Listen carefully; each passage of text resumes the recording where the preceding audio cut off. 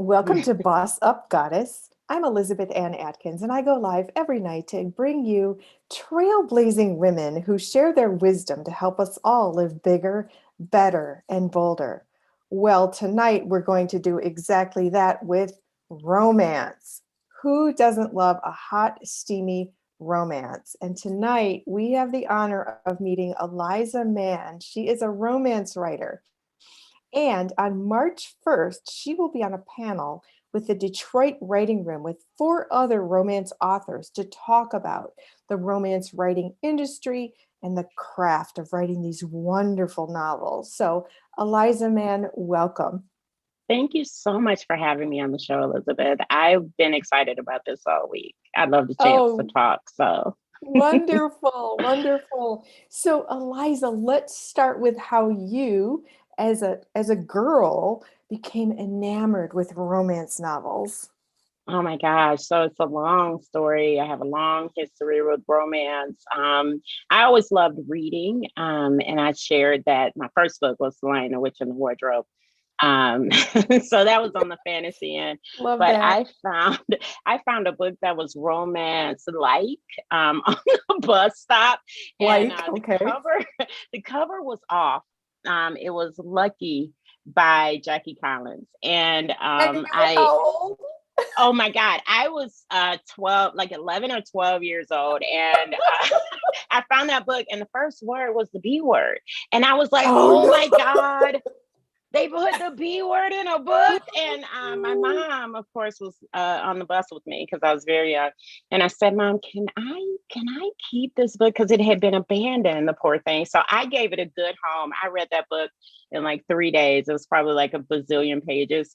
And I was hooked. I was like, okay. So then started selling mom's Harlequin. So by Oh, the okay. time, Okay, wait, Eliza. First of all, for those yes, who might not be familiar with Jackie Collins is not a writer for adolescent girls. Jackie no. Collins content is very grown up. It's R-rated. So you got to be introduced in a very grown up manner, and you were Oh hooked. my gosh. What I did you was like hooked. about it? What did you like about it? I think so Jackie Collins wrote very different than the Harlequins that I segued into. Her writing was really focused on Hollywood. It was a lot of like grit, glamour, intrigue, and of course, sex in it. And it was just writing, it was very fantastic, in a way that I hadn't seen in other writing. Mhm. So I was like, oh my God, this is a whole new world because I had spent all my time in fantasy. And it just took me away. It Uh-huh. blew me away. Oh, So, I love it. Okay, so then your mhm. mother was an avid Harlequin romance reader at the time, right? Yes. Uh-huh. And I cracked into those boxes and, they came every month. Oh, And the books came every month in the mail? in a box, yes, that was a subscription. I'm telling everybody how old I am, but it was it was a brown box that would show up, and it was a subscription service. And I think it was like 6 or 7 books Oh, in there. a month? And a month. And it was like a paid subscription. And, Harlequin readers are rabid readers. They devour those category length romance novels. And so was I. So as soon as my mom got done with her box, I was in it. And it was so many Wow. of them. I don't think she categorized them well because I was reading at one point in the summer. I was reading a book a day. She used to be like, you need to go outside and do like what Wow. kids do and stop reading these novels. So, Oh, that's so yeah. cool. hmm So So what I did you skipped over Sweet Valley High. I did read some, but I skipped over like Sweet Valley High because I was like, this does nothing on But what did you like about it? Was it the love? Was it the storytelling or the pacing or what? I think at that point, I know that romance has like a reputation Mm-hmm. for being this certain way, and it's usually from someone that's outside of the romance industry that says certain things about our genre. But the truth of the matter is, you don't see women featured in that way. And at the time, there were some challenges. It wasn't exactly PC, and it had Oh. some dubious consent and things like that. But that was the writing of the time. But you also saw women empowered to make decisions for themselves and Mm. changing their situation. And at the time, I was growing up in Detroit, and we weren't rich people. When you see in the 80s, when you saw African Americans on TV, it was in relationship to crime. It was in relationship to just every plight that African Americans had. And even when we were showcased in TV shows, there was one successful, before the Cosby Show, there was one successful man, and it was George Jefferson. Mm. Everybody else was kind of like Good Times they were living in the projects, and no matter how they tried, they would never get out of there. And you kind of get an image of yourself that kind of, it strips away hope. And while these romances didn't feature African American women, what I saw was an opportunity for women to choose their destiny. And that is why I Mm. love romance, because you know, regardless of who's in the novel, and it's lovely to see ourselves in novels now, see African American women and women of color in these novels and changing their destiny when they're against just insurmountable odds. But it gives you the ability to see beyond where you are. And that's how romance saved my life time and time again. Beautiful. Yeah. Okay, that's the perfect segue into your personal life Yes. and how you looked up in the grocery store and saw a book that kind Hmm. of reignited the spark. Can you take us to Yes. what was going on and how you So segued I back? I absolutely can. Mm. So I was leaving a very, very bad marriage. My ex-husband was abusive, and I had kind of veered away from romance through college. And, you just have kids and you don't have a lot of time to, indulge in a good read. And I was in a really low place. I didn't see value in myself. And I had made this mistake of marrying this horrible man. And you always feel like there's that internalized, I did this to myself, and that is a common thought process for victims of domestic violence. I saw a Brenda Jackson, I was grocery shopping. I saw a Brenda Jackson novel, and it was a Black woman on it.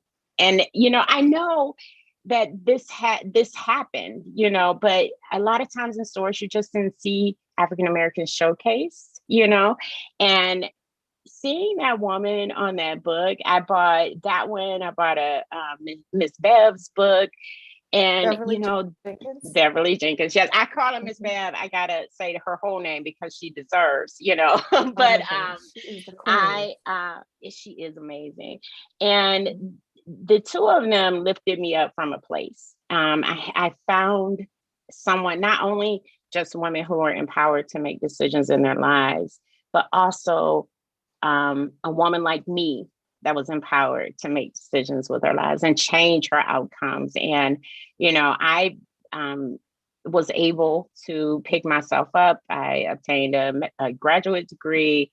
I moved up the ranks through healthcare. I raised two kids, and I don't know if I would have seen those opportunities for myself if I hadn't at that moment seen that book and picked it up. Wow, that's Yeah. profound.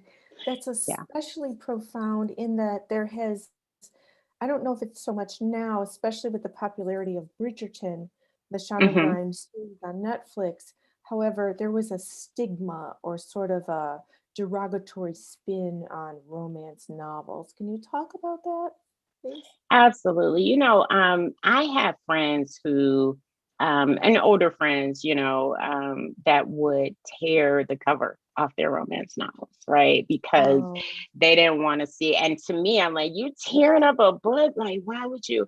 But they don't want, people to think that they're a certain way. It's almost as if people feel that anything that deals with a woman and is solely focused on a woman's focus or happiness is a bad thing, Oh. right? That's how I see it. I don't think, and then the dismissive parts of it. Oh, that's not real literature. That's not real writing. That's not. It's frivolous. And if they knew the amount of time, energy, effort that the women like me, women who are better than me, and new starts are putting into creating these novels just to give some woman who may be in chemo, maybe just needs to see herself winning. She needs a win, and that's why we do it. So Mm. I kind of poo-poo the naysayers, but it is a little a little frustrating when people kind of discount your life's work. That still happens? It still happens. Because you'll see these articles. I hate Valentine's Day in the media because every Valentine's Day, it seems like they come out and go, "Hey, get your romance novel, get your cheap romance novel," and it's just a really negative way. It still happens. It'll always happen, I think, by people who aren't ready to see women in these ways. And empowered. So, Mm. but we fight against that stigma, and Mm. I know the value of romance Mhm. personally. So, Mhm. Well, let's yeah, talk about the value of romance because the all Romance right. Writers of America, which is the number one trade association for romance writers, Hmm. says it is a $1 billion industry, which outsells the inspiration category, which is Yeah. huge. Hmm. So let's just put some dollars behind it and show everybody how important this segment of the literary world is, not only monetarily, because it provides women with writers with the opportunity to make a living writing and to make Hmm. extra money, but also to showcase these empowered women that inspire others. So thank you for drawing Absolutely. attention to that. Yes. So show us what you've got. What are you promoting right now? Oh, so my last book that came out before the one after this is Breaking His Rules, and it is available digitally. And I got a little light on it, Uh-huh. but it is, Beautiful. and it was the first time that I have been published by a big publishing house. It's Uh-huh. with Love Swept, which is a part or was a part of Random House, Oh, and that was just congratulations. so. Yeah, thank you. That was You're so welcome. empowering. I just really enjoyed that experience. So that's still available. And also my passion project right now, A More Perfect Union. It is a anthology with 9 authors, including myself. And it is bite-sized romance that are related to voting. It benefits Fair Fight of Georgia, Stacey Abrams' organization. Yeah. So I'm Wow. so excited to contribute to such a worthwhile organization because voter suppression, it will remain an important issue. So I was glad to be able to contribute to Wow, I have chills. Okay, first of all, to use romance and writing for a cause that's so very, very important and led by this remarkable woman, Stacey Abrams, who herself is a romance writer yes, yes, she and is.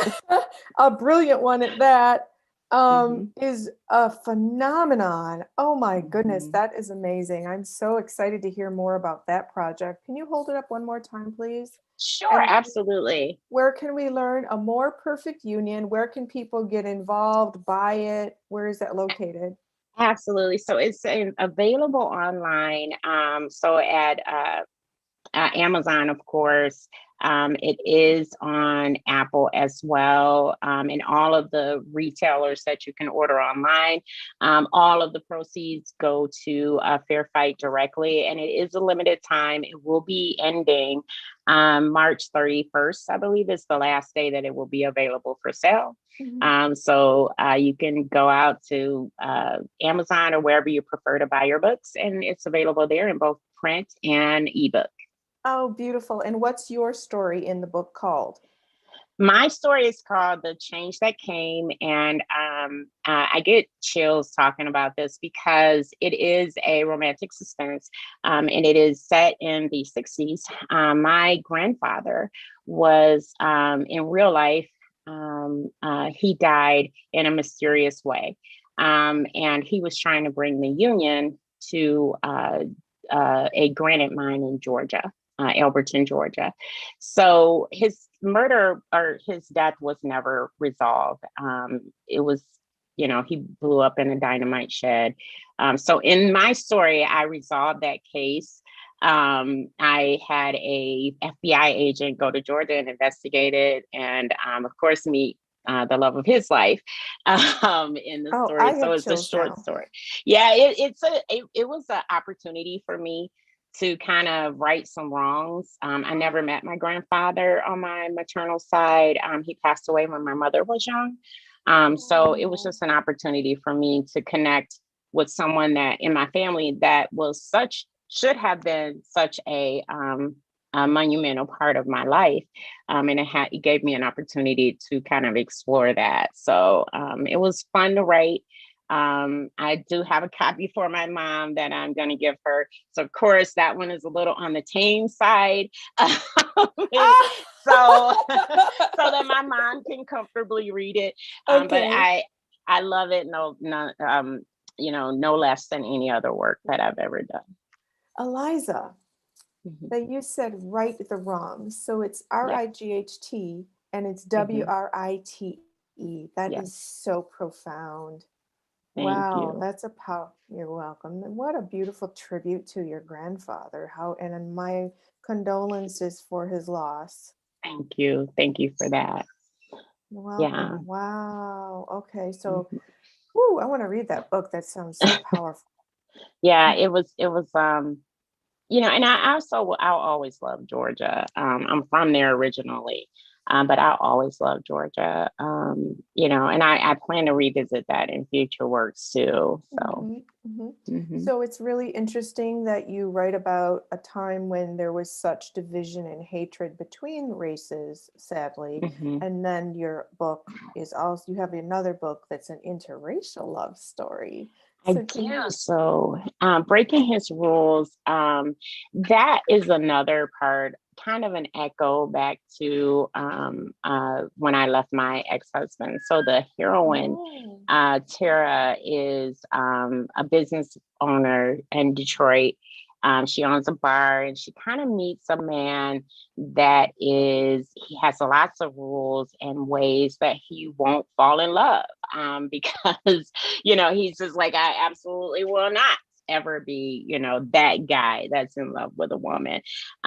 So systematically, she breaks down every single one of those rules.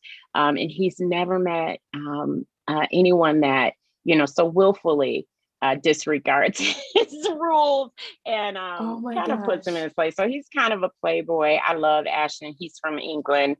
He moved here when he was a child, and he is in IT. So he's kind of a hot nerd. So, A and that was hot breaking nerd. his rule. Yeah, yeah. So, yeah, but she helps him see the error in his ways, of course. Mhm. Oh, I Yeah. love that. Okay, so Hmm. let's talk about your writing craft. You have an MBA, you are a healthcare management professional, Yes. and you are also a romance novel writer. How do you Hmm. balance all of that? Like, when do you write and what's your method? I thought I was doing good until the pandemic. And Uh-oh. that was hard, because we had to transition from home, and you kind of think, well, I'm working from home, so it'll be easier for me to write, Right. And the truth of the matter is, it's just not at home when you're, stressed about everything, trying to, it's like you're risking your life to go out and get groceries. So that caused me to need a new way to write. I had to learn how to block those things out because people still deserve love stories, So I had to Mm. learn how to focus, even in times of great stress. Mhm. So one of the ways that I do that is, while everything is out of control outside of your home, I think it's best for me that I use like extensive planning methods to Uh-huh. help me stay organized, keep on top of my deadlines. So I use two different planners, one for day job work and one for night work, and which is my writing. And that has kind of saved my life because for a while I was like, I'm never going to have time to do all this. Like, there's no way. So planning has helped me. I use a Kanban method, The and what? kind of. Oh, so the Kanban method is a board where you kind of lay out your projects in tasks, How do and you as you spell that? complete, Kanban, and Kanban. Is that an app? uh-huh. It Never is heard of it. whether I break it out by quarters. I look at how much I can realistically do in a day. A lot of that controlling your goals and making sure that you manage them is in making sure they're realistic. Uh-huh. So, and I do that in my day job. I just hadn't thought to do it in my night job. So that Wow. is how. So I kind of project manage my way through writing right now because things are so out of control, everywhere else. So So you call it it your helps. night job? I call it my night job. What? So I get off work probably about 5 o'clock, Okay. and I have dinner. I try to work out. I'm gonna tell you I work out, but After dinner. Okay. yeah. So after dinner, and I get settled. If I am gonna watch something or do something, I do all of that before 7. I write from 7 to 11 every night. And that's Monday through Friday. And I have Wow. some friends that help, are my accountability partners. We call ourselves the Golden Girls. And, we'll use Facebook apps. Sometimes we'll Zoom, and we just make sure that we're not falling off of our goals because our writing life is just as important as every other aspect of your life. So we really treat it like a job, because if you don't think of it as a job, it won't be that important to you. Right. So do you write hmm straight through? I am I'm a pantser.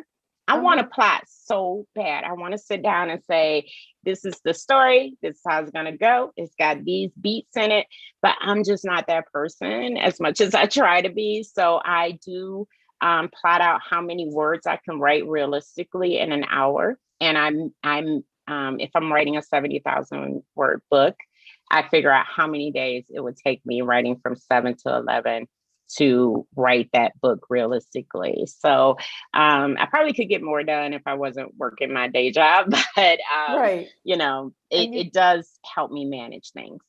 Oh, wow, that's brilliant. Okay, so pantser, to anybody who's not familiar, means doing things by the seat of your pants. So you don't have the hmm big strategy, you just get it done.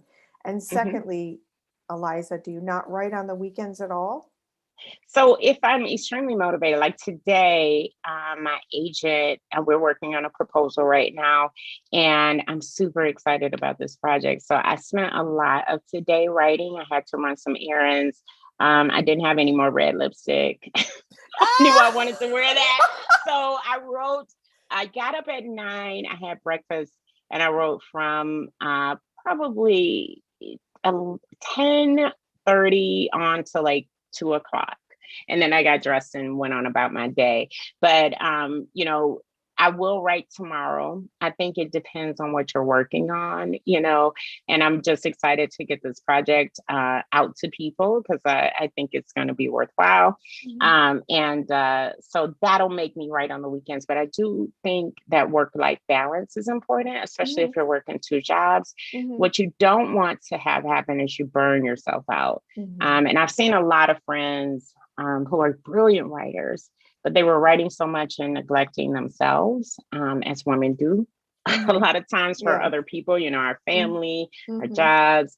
I think it's important to have days of rest. Mhm. And it even though it's creative, it's still a drain on yourself. Mhm. So I think it's Mhm. important to have some rest time.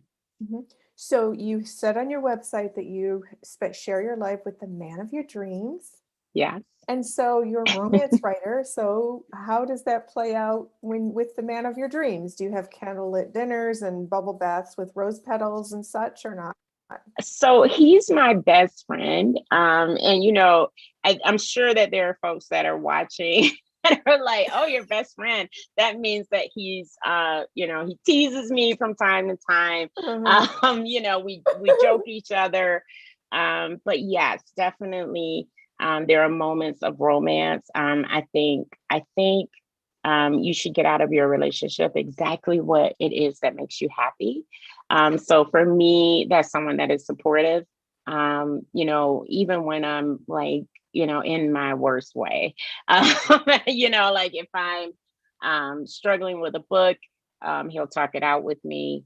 If I'm nervous or afraid, he's there for me. And I think that's Oh, just as important as yeah, when, on Valentine's Day, when you get the roses and the candies and yeah. all of that. I Uh-huh. think romance happens every day in Yeah. the little moments. So Yes. Yes. yeah, so I'm Beautiful. so grateful that I have that in my life, because for Mhm. a long time I didn't. And he just inspires me to be a better person and the best version of Oh, myself. So oh, that's beautiful. Wow, that's something that yeah. all women should aspire to when seeking a mate. For them Yes, to do absolutely. that. I think I had to learn to do that for myself first too. I had to learn how to love me and look at myself in the mirror and be like, "Hey, Mhm. you're all right." Mhm. And I think that makes it easier to Mhm. find someone that complements that. So, Right. Beautiful, mhm. beautiful. So, Eliza, do you have any words of wisdom or advice for writers who want to break into the romance field? Absolutely. So I love talking to new writers because it's easy to sit there and looking at that blinking cursor and going, I can't do this. I don't know why I thought I could do this. But one of my favorite quotes is, um, you whether you fail or succeed, it's because, I'm trying to remember now. Of course I can't because we're on the phone, but whether or not you fail or succeed, it's basically up to you. And I Mhm. think one of the things that everybody told me when I first started, from I would walk up to romance authors and go, "What's your advice for me?" And they would say, "Write the book." And that is always going to be the advice: write the book. Mhm. So stop talking yourself out of it. The first Mhm. thing you say is, "I can't." Mhm. And we're trained to kind of feel that things that are daunting are outside of our reach, especially as women. Just know that you can. Give yourself permission to do it. Give yourself permission to be bad. Mhm. Give yourself permission to be good. Don't be afraid of success and keep going. So Oh, I that's the love best advice I can give. Thank you. Thank you. You're And welcome. what you said earlier, Eliza, about project managing your writing, because it will not Hmm. happen unless you sit down and do the work. That was Hmm. very, very profound advice that you have to Yeah. treat it like your night job. That's awesome. I love that so much. Yeah, yeah, especially women with kids, because I'm an empty nester now, but those kids will keep you running. I don't want to tell Miss Bev's story, but she told me one time she used to bribe her children, like let mama write. So whatever you Oh. got to do, get that writing time in, because you owe it to yourself. And there's Mhm. some little girl that might be waiting for your Mhm. book. Maybe she'll find it on a Oh. bus stop. Oh. What a beautiful way to end. That's beautiful, Eliza. Thank you so much for sharing your wonderful story and it's not all champagne and roses. You went through a lot of bad things and your grandfather, the tragedy, and then your marriage and overcoming all of that and righting the wrongs is, oh my gosh, powerful. And the Thank you. anthology is adding some political purpose, social justice purpose to the writing. Beautiful. You are Thank you. truly you are such an inspiration.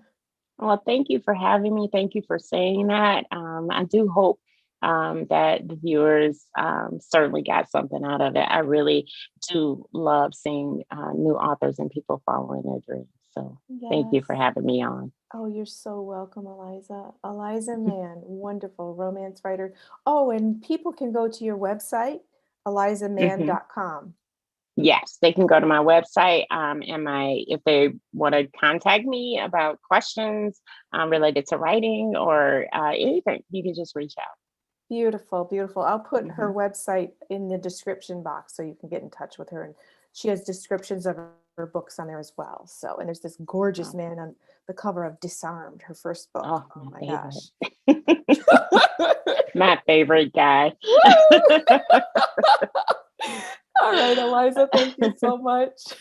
Thank you. Have a great night. You too, you too. And if you'd Alrighty. like to meet Eliza Mann, you can join the Black Voices series featuring romance authors with the Detroit Writing Room on March 1st from 7 to 8:30 p.m. It's going to be on Zoom.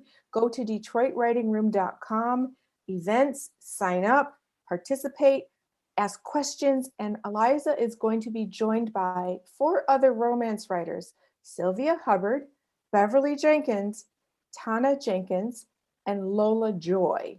And I'm going to be the Mhm. moderator, and it's going to be a phenomenal, it's going to be this times 5, okay? So just imagine all the wisdom and talent poured into a 90-minute experience. So if you're a writer Absolutely. or a reader of romance, please do join us. It's going to be phenomenal. So again, go to detroitwritingroom.com. I'll put the link down here and join us for a wonderful evening where you can actually talk to Eliza and the other authors and learn and be inspired. So thank you for watching tonight. Please do like, share, subscribe, and comment, and click the notification bell so you know every time I go live or upload a new video. And remember, boss up, goddess. You have the power. I'll see you next time.